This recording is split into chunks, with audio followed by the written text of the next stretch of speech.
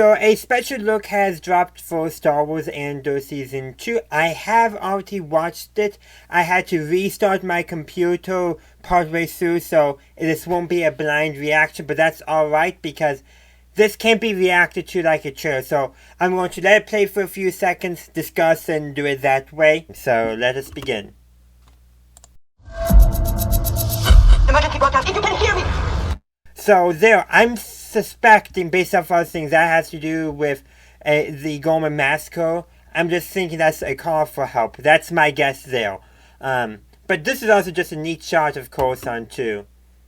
We're not where we started. Imperial ships are already landing. So again, if you go back, if you can hear me, we're not where we started. Imperial ships are already landing. So that stuff there with the dialogue and the imagery tells me that a good chunk of this season may deal with the conflict on Gorman, everything going on there. That's my guess off of that stuff. Uprisings, both civil disobedience, protests, peaceful stuff, and more violent rebel action too. Speak out, can you stand up? Is there no one who can help us? We need a pilot. Imperial ships are already landing. Can you speak out, can you stand up? Is there no... So that's Genevieve O'Reilly as Mon Mothma. I suspect that sounded like her. And then with that, again, that... Someone who can help us! We need a pilot. A soldier. Pilot, soldier. They're talking about Cassian. Everything I did for the rebellion. Revolutionary movements are spontaneously happening all over the galaxy. How those come together is the stuff of our story. Revolutionary movements are spontaneously happening... Everything I did for the rebellion. Revolutionary movements are spontaneously happening all over the galaxy. How those come together is the stuff of our story. So, there Gilroy is basically talking about the rise of the revolutionary movements. He's calling them revolution, not just rebel movements. He's calling them revolutionary movements, and I think that's deliberate, because one, the rebel lines, as we see in other stories, is not ideologically coherent on many things. The goal of restoring the Republic and ending the Empire seems to be the compromise position that the rebels took, largely based off of Mon Mothma and her oratory skills. But there, I do find that interesting. And I do wonder if we're going to have any hints at what's going on during the events of Star Wars Rebels. Not only a couple of weeks ago, I re-reviewed the episode Culture Action, where the Lasal Rebels, the Ghost Crew, Ezra specifically, basically made a plea to the galaxy. I wonder if that's going to be incorporated into this somehow, or just loosely referenced, because that line from Gilroy of revolutionary movements across the galaxy implies that the rising rebellion is not an isolated phenomenon to a small section of the galaxy.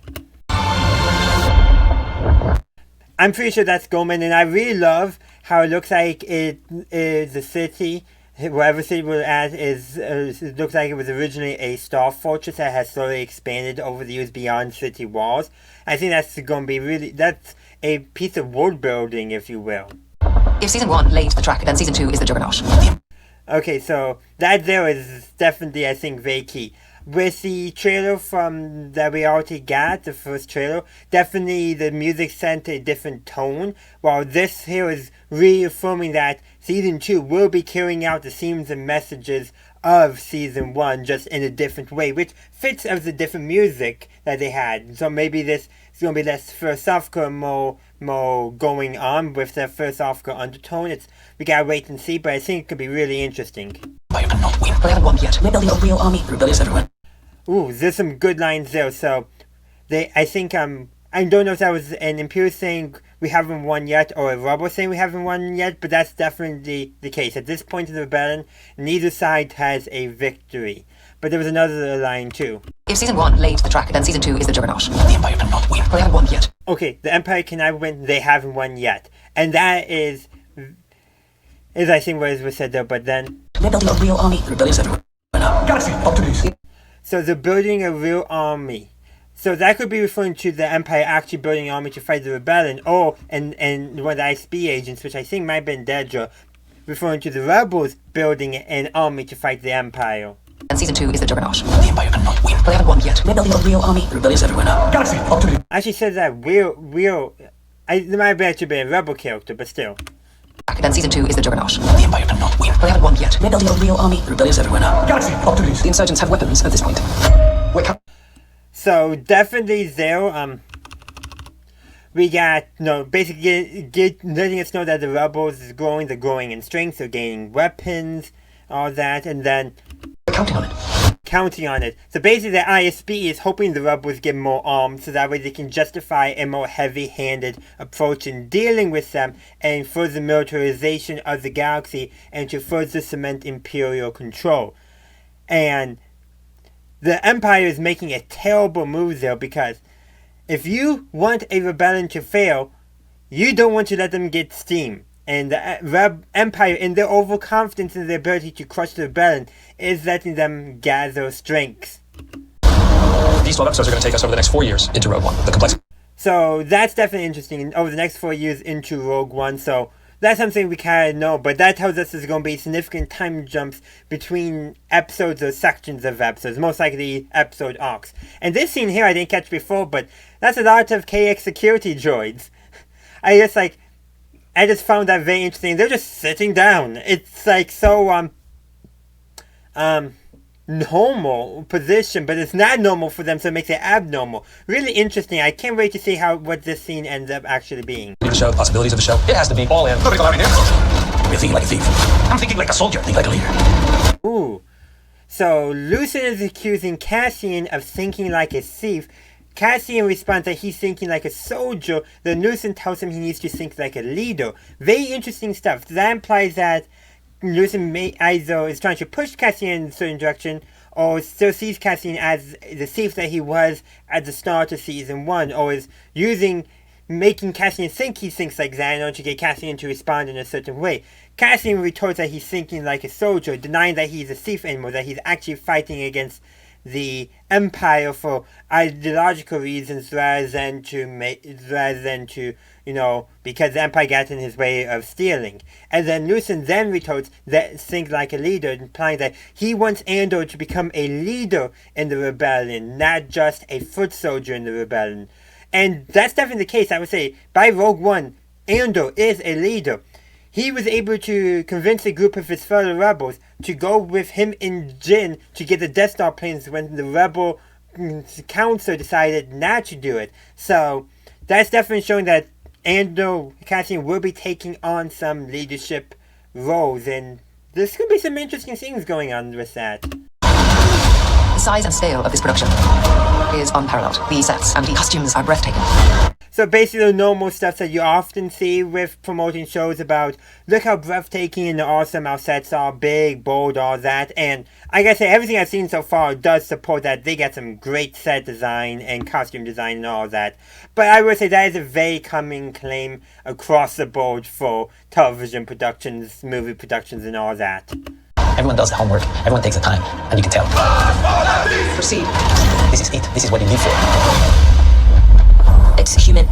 It's incredibly truthful. And it just happens to be in a galaxy far, far away. So there's Bix's actor, I think, is definitely spot on. Andor Season 1 was very, very provocative, very real. And she's using the term human here, but human is a good word because, we all are humans, but I feel like we could take this story and we can look in history and we can find examples that they built on, either consciously or subconsciously. I highly suspect that. It's the urgency of the situation. Palpable. Lock it down! If we do not stand together, we will be crushed. So I'm pretty sure that was Mount Smart's. If we do not stand together, we will be crushed. Basically saying that the rebels need to unite, otherwise the Empire will defeat them. Way back in colonial times, it was very common for colonial powers to do what's known as divide and conquer. So pit different groups against each other, so they're fighting each other so they can't fight you. And what I think Mount Martha was saying there is that for the rebellion to succeed, they cannot be fighting each other. They have to unite against the Empire despite any of their own internal ideological differences, which is very important in the real world. If you're in a country like I am that's seeing a rise of authoritarianism and a high threat of tyranny along with a decline in democracy, just because you do not agree with someone totally, as long as they're in agreement that authoritarian tyranny is bad and democracy is good, be willing to ignore those differences. Be willing to cooperate them for the greater good in the meantime. You can squabble about policy differences later. And that includes if somebody says, hey, I made the wrong choice supporting the wannabe tyrant and king. Let them join you. You can reconcile later, but sometimes you may have to swallow your pride, swallow your purity test in order to protect the basic necessities, the basics of democracy.